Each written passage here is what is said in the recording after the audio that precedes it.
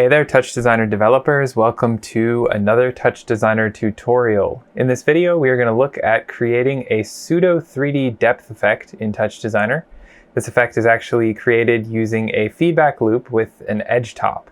And for anybody who's messed with the edge top within feedback loops, you can get a variety of very interesting generative kind of effects. And this particular effect is a very tamed version of what is possible with the edge top within feedback. This is a surprisingly simple network for how interesting the results can be. You can actually see on the screen right now a live real-time version of this effect being applied to my title card here. So the effect will take top textures that have some kind of transparency to them, and the feedback will fill in that transparent space based on the kind of shapes found within that texture, and that will then give you this kind of interesting depth-like effect based on whatever shape is input. In my book, the effect works really well with text. That's actually how I originally came across this effect, was working with text and trying to find some interesting ways of processing it via feedback. So you can see on the left, it really takes the letter form and sort of extrapolates it in a variety of ways and adds its depth to it that we wouldn't really normally be able to think about or generate from that type of a texture. So I think it's really great in that area. But it's also really interesting when applied to simple geometry. On the right, I've got a basic kind of abstract geometric composition, which is again being fed through this effect, and it gives it this very interesting depth. The other thing that I wanted to note before we jump in here is how interesting it is in these particular areas of the network where we've got feedback from the text and the geometry underneath it. The feedback will almost kind of interact with the different shapes as they move across the screen. It almost looks like the feedback coming off of these letter forms gets caught within these little rectangles, and I just found it really interesting that you can get this kind of layering effect beyond the kind of just added depth. The feedback itself is reactive to what's going on the screen. You can get some really complex results from that. So with that, we can jump in and start taking a look at this network. One thing that I did want to point out before we jump in here is that this effect originated from a series of Instagram posts that I made back in October 2020, where I was just experimenting with text and trying to figure out how I could apply feedback and get some different depth-like effects from feedback. They're very different from what you see now, but at the core use a very similar variation of this technique. So I took what happened in these videos, or what I created for these videos, and have simplified it, boiled it down to its basic components, and that is what we're going to be working with today. So why don't we take a look at what we're actually going to be building. We are going to be building a simplified version of what you just saw on screen for the title card, because I want to spend more time looking at the effect itself than building some complicated component to be input into the system. I'll leave the composition up to you, and you can take this and kind of extrapolate it and add your own compositions to it and get some interesting effects. But we're going to build this simple input which has some text, it has that moving geometry, it's got the layering of those two things together, so you can see how that feedback kind of gets captured within that box. So you can get a sense for all the different possibilities with this particular effect, and so that we can kind of keep this video, not a couple of hours long.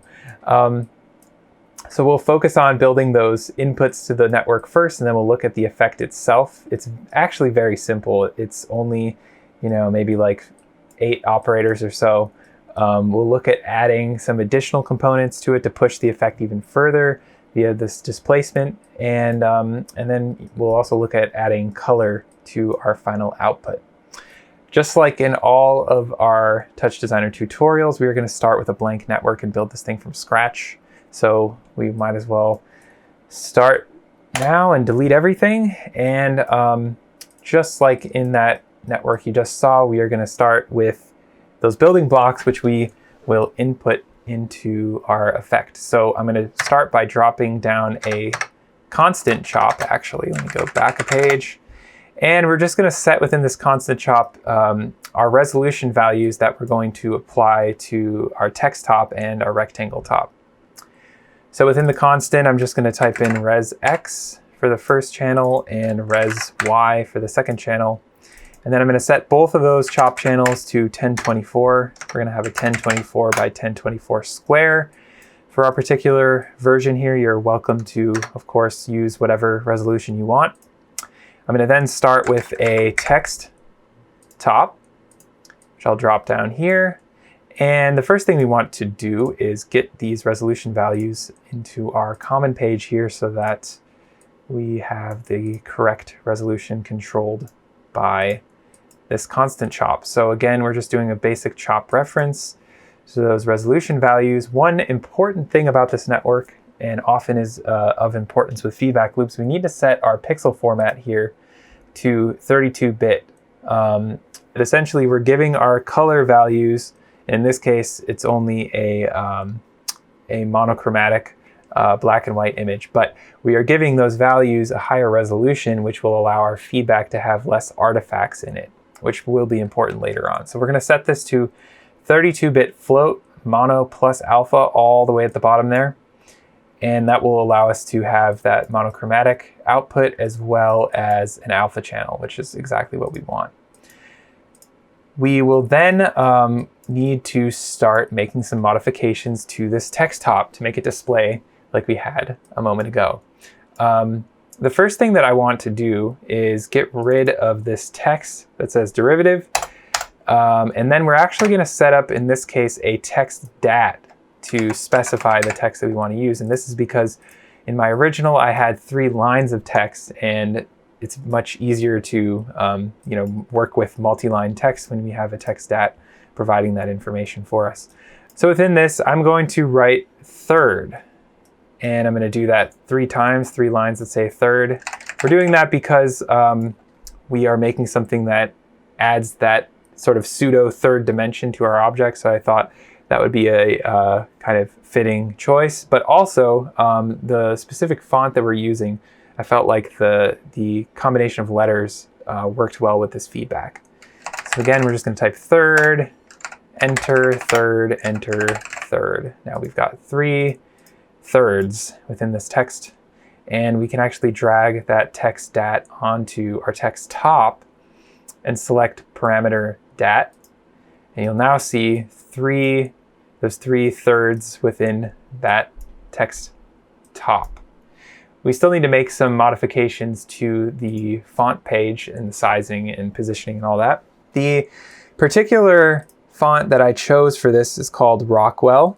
It's a fairly common font that I found on, at least in my situation, both the Macs and the PCs that I have around. You're welcome to use whatever font you want. I just felt like the letter form design of this specific font worked well with this type of feedback. Let's set the font size to 150. Mine is giving me a little warning because it's an older version of TouchDesigner that says, using a smooth bitmap font with size larger than 128 may cause memory problems. If you have a newer version of TouchDesigner, you will not likely see that. I think they've either changed the default display method or something else behind the scenes. I'm going to turn mine to bitmap texture because I want that to go away and it doesn't really affect my output in a meaningful way in this situation. From there, let's change the horizontal align to left. And then the vertical line we're going to leave center. I'm going to set my border space parameters to 100. For both, it doesn't really matter what you set for this Y border space parameter because that's all we're going to be doing with our text. And then, so that's actually it for this particular operator. However, we do have another one, if you remember from our original composition here, and that was a rectangle. So we'll grab that rectangle top and place it right below that text. We're gonna have to make some modifications to this one as well. First of all, let's make that chop reference from our constant here to set our resolution. Let's make sure we have that 32-bit mono plus alpha pixel format, and then we can start making some modifications to the rectangle parameter page. So the first thing that we will do here is change our X size to 0.4 and our Y size to 0.15. That'll give you the approximate rectangle shape that I had before. Let's change the center position so that it's offset to the right a little bit. And I had mine set to 0.2 for the X, and I left the Y position alone. Finally, I had an outline shape or fill for mine instead of a kind of entirely filled rectangle. So we're going to turn our fill alpha to 0. Our border alpha actually is already at 1, but we want to make sure that we have a white border color. And then finally, we want to set our border width to 0.0125. There's our rectangle. I did add a very small corner radius. You can kind of adjust to your own taste. I set 5 for that. And that's all we have to do for that rectangle top. Now, I actually used a ramp top to add a gradient over top of this rectangle so that when it is overlaid with this text, as we'll see later on, the feedback will kind of interact in an interesting way. So we're going to set that up now, and it'll kind of be later on that we actually see the results of that modification. So let's first grab a composite, and then I'm going to middle mouse click on the output of this rectangle and grab a ramp top. And we are connecting the ramp top to this rectangle because we want it to grab the resolution from that rectangle. I'm going to go ahead and change my pixel format here to 32-bit float, mono plus alpha, just for consistency, and then we're going to connect that to our composite. I had to adjust the phase of this ramp just a little bit so that the left side of my rectangle here was more covered with the black portion of the ramp. So let's go ahead and use a phase setting of 0.4. You'll see that looks pretty good. We've got black on the left and a more gray color on the right.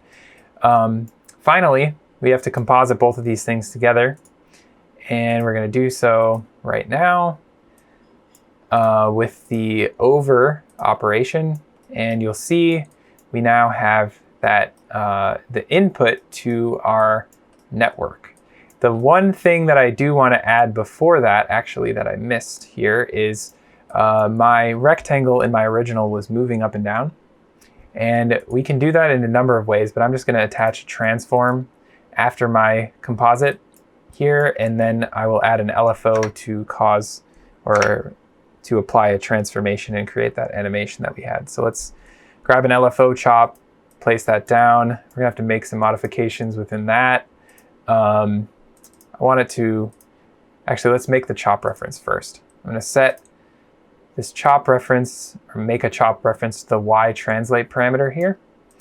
And you can see it's moving up and down really quickly, and it's actually going off screen, which is not what we want. So I'm gonna change my frequency value to 0.02. And then I'm also gonna change my amplitude to 0.35. And that'll keep it within the kind of screen space and move it much more slowly so that our animation looks exactly like what we had initially. The last thing that I need to do before we start our feedback network is attach a level top. And we actually use this level top to reduce both the contrast and the brightness of the image before it goes into the feedback loop. You'll see why this is important later, but for now you're just gonna have to trust me that this is an important aspect. So I set my brightness to 0.55, and then I set my contrast to 0.85. And that is actually the final step before we start building our actual effect here. So I've attached a null, and we can now start building that feedback loop. So let's go ahead and start off with a feedback top. And I'm gonna want a keyboard input here to reset this feedback loop, just in case we make some modifications that need it to be reset for whatever reason. It's usually a helpful thing to have. So I'm gonna grab my keyboard in, chop, and we're not actually gonna be using any other keyboard input in this case, so I'm just gonna leave it on the default 1 key and make a chop reference to this reset switch. Now we're gonna start off our effect. the first thing that we are going to do in this effect is actually drop down a composite, and then we're going to middle mouse click on the output of the feedback and attach a level. We're going to make a copy, essentially, of this feedback texture, and we're going to attenuate the level significantly and then composite it back in over itself. So what we're going to do is come to the post page within that level and change this opacity to 0.1. Then we are going to drag that output into our composite here. And then we actually want the order of the inputs to be different. I want this level top to be connected to this composite first. So I'm going to come within the composite parameter page here, click this little arrow, flip the input order, and then we will change the blend mode or the composite operation to screen. You'll see that's what our output should look like now. Then we're going to put a blur into the network. And the blur, we're going to use two blurs actually in this final version here. And the blur is actually used to smooth out the feedback signal and give us that kind of nice gradient that we saw in the original example here. So let's go ahead and make the modifications we need to this blur. Really the only thing I changed here was modifying the filter size to 3. We're going to attach a level after that, which we're going to use to attenuate the signal very, very slightly. A lot of times you need to reduce the opacity within a feedback loop so that it doesn't just turn to white over time, and that's actually what this is going to be used for. So we're going to set our opacity value to 0.98. Very slight change, but it actually does make a difference. And then we're going to set the gamma value here to 0.99. Again, super subtle stuff. We can't even really see what it's going to do yet, but I'll make sure to have a look at that once we've got everything set up. Now we need to insert the star of the show here, which is the edge top, and that's the top that actually creates the effect. It's the most important one of this network. We do have to make some modifications here as well. We're going to set our strength actually much lower than what we have it set to right now. We're going to set that to 0.02. And we're going to set our sample step to 4. And then we're going to switch on this comp over input. From there, we're actually going to attach that displacement that I mentioned, but we're going to disable it for now because I want to talk about that later on. This is more of like an additional component in the network that isn't actually necessary to create the effect, but it can allow for some interesting experimentation. So we'll attach that displace right now, bypass it, and then we will need to feed that displace with something. So I'm going to middle mouse click on the output of the edge, and we will find the slope top, and we'll grab that, plug that into the second input of the displace, and the slope top can actually be left as is, default settings. We'll come back and modify the displace settings once we've got this thing up and running. And our final operator in this portion of the loop is a luma blur. As I was saying, the luma or the blur tops that we're using within this particular effect are for smoothing things out, and that's exactly what the luma blur is doing at the end here. I modified the black filter width to 5, and I changed the white filter width to 1. Now we can actually set up the final operator that's going to close out this network, or this feedback network rather, and that is a cross top. This is a little bit different than what we would normally do with feedback using a composite, but this allows us to kind of mix in a select amount of our feedback with the original signal so that we can attenuate things very easily. So drop that down, connect your null 1 operator way over here to the second input. And then we're going to set the cross setting here to 0.06. Finally, we're going to drag that cross into our feedback top, and that'll actually start the feedback loop working. And it doesn't really look like it, but we actually are already getting the signal that is giving us the effect that we want. We just have to do some things to that signal outside of the feedback loop. So the first thing that I did post feedback was attach a transform, and we're going to use a kind of nice little trick that Electronaut and I think Paqueta 12 may have also used, where we composite a background in via the transform. Just turn the background color alpha to 1. We do want a black background in this case. Of course, you could experiment with whatever you want. And then flip on that comp over background color switch. Now you can see this is our current output. It's already starting to look kind of like what we wanted. We still have a couple other things to do to make this look even better. Let's start with a level. And we're going to use the level to bring up the brightness, gamma, and the contrast just slightly. So I'm going to set the brightness to 1.35. I'm going to set my gamma to 1.1. And I'm going to set the contrast to 1.5. And that gives us a black and white version, essentially, of what we had originally. However, we probably would like to have that nice color that we found in the original, and that was brought in via a ramp. So I'm going to right click on the output of that level and bring a ramp in here, and then we will actually composite that over top of the original, or along with the original signal. So I'm just going to connect both of those things to this comp. We're going to leave the operation as multiply. Let's change the leftmost color keyframe here, and we're going to set our hue for this to 209, saturation of 1, value to 1. That gives us that blue value, and then I had a nice kind of lilac in the center, or lavender, I guess. Set the hue for that. Again, we're just clicking in the middle of that ramp to add a keyframe. Hue is 236 for that one. Saturation 0.36, and the value is 1. And that gives us the actual color of the original.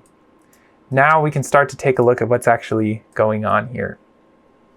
So as I was saying, the edge is what is basically creating this effect. Without the edge, really not a whole lot is happening other than a little bit of blurring, and that adds a little bit of motion blur kind of look to it. But the edge is the kind of secret sauce to this effect. Normally, when you have the edge cranked up to the default strength of 1, you'll get all kinds of interesting generative, like chemical reaction-esque feedback effects. And even when you attenuate this way down to 0.1, you still will see that kind of aesthetic. My computer is having a little bit of trouble right now because I'm recording and doing this at the same time, but and it's also got some rather old hardware in it, so I don't know if this will necessarily be the case on yours, but rest assured it will run at a nice 60 FPS normally. So even with the strength at 0.1, we are still getting a kind of modified form of that reaction, not exactly reaction diffusion, but this very typical edge-based feedback. So we really have to attenuate that strength way down to 0.02 to achieve that really smooth edge gradient look that we want. I'll turn off the blur that I have applied here just so you can see. Without the blur, we really get this almost like sharpening kind of look, and you can see eventually it'll bring back in some of that interesting but not exactly what we want feedback effect that comes from the edge. So the blur is really used to kind of tame everything and bring it into a nice like gradient look. The final Luma blur is actually used to, we're only blurring the darker channels with the black width setting, and it's actually used to smooth out these transitions between these different letter forms. You can see we're already starting to get that kind of echoing effect around the edges without that Luma blur. So that's what that does to kind of attenuate everything down. And then these other things like the compositing at the beginning, if we bypass that, You'll see that just is for some attenuation of the signal and brightening. You can definitely play around with different ways of approaching this. It doesn't have to be done this way, of course, but that's kind of how my original version of this effect worked. And finally, the level, as I said, that precedes the feedback loop is actually important. So if we bypass that, you'll see we get a higher contrast version, and we can see less of that kind of haloing around the edges of that feedback. So again, you can play with those things and really get some interesting results. All right, so let's talk about the Displace top.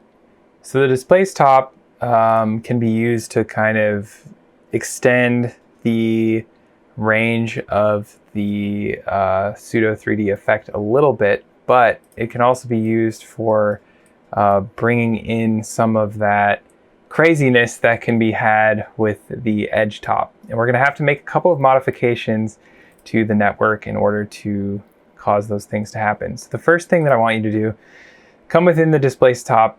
I've already made the changes here, but we want to set the displace weight to 0.06 for both the X and the Y, and then change the extend mode here to repeat. If you turn this on, you'll see it almost looks like it blurred the signal in the, almost like on a diagonal a little bit. And that actually has to do with our color settings. So originally, we kind of set this up assuming that everything was going to be done in black and white. But you'll remember that displacement actually uses the red and blue color channels of the signal to make the choices about the displacement of the pixels. So if we actually modify way back at the beginning here, the pixel format of all three of these, we can get a better and more possibilities essentially out of our displacement because we'll have the information that it's looking for. So let's go ahead, go back to those three, select them all with the box select, change this pixel format to 32-bit float. And you'll notice that that has actually changed our displacement, and now it doesn't look like it's having that kind of diagonal blur. It's more evenly spreading that the kind of effect, the depth effect around, rather than looking like in a particular orientation. So that's kind of cool, I guess. It adds like a little bit more of an aura around those shapes, but there's actually even more interesting things that can be done. So if we want to start to bring in some of that craziness from the edge top, the first thing we can do is turn off the final Luma blur. It's not really going to look like much is happening, but you can see that kind of like echoey wave effect is starting to happen around the edges of our rectangle.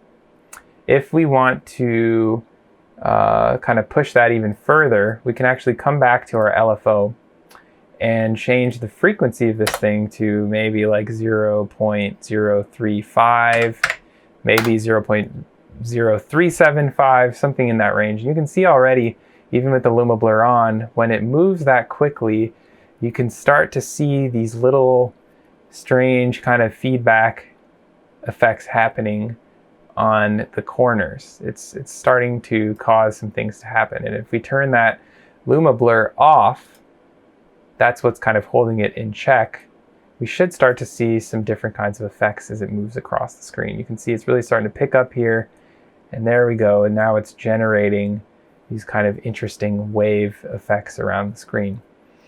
Because the displacement has this repeat extend mode set, it's causing those waves to kind of occur and spread out in space. If we had this set to hold, and then let's see, reset the network here, you'll see that we don't get as much of that like echoing effect around the screen. That repeat function is really what gives it that look. So that's a really cool effect in itself, and I really enjoy how the different waves that are generated will kind of go in between the letter forms, or at least the instances of the text here, and kind of fill up that space, but still use the basic boundary of the text as a part of their path. So that is just one of many things that could be done to continue to push this further, but I thought that that would at least give you enough of a tool set to get started here and start experimenting yourself. So that is actually it for this tutorial. I hope you've enjoyed this video and look forward to seeing your own interpretation of the technique. As you start to post your results on social media, such as Instagram, Facebook, YouTube, wherever, use the hashtag #TD_Pseudo-3D, which should be appearing on screen now, to tag your work. This way we can see how everyone else has interpreted this particular technique, and since it offers so much different opportunities for experimentation, I'm sure that there'll be a lot of different takes on it, and I'm looking forward to seeing all of those. This has been another TouchDesigner tutorial. As always, like and subscribe. I'm going to be continuing to post TouchDesigner tutorials here on YouTube, especially in the coming months. I've got quite a few things in the works that I'm looking forward to getting posted for all of you to try out yourselves. If you'd like to keep up with me on a more day-to-day basis, follow me on Instagram @JackDelora, same name as the current channel that you're watching this on. If you have any questions or suggestions for future videos, feel free to leave a comment below. And with that, I look forward to seeing you in the next video. Thank you so much for watching.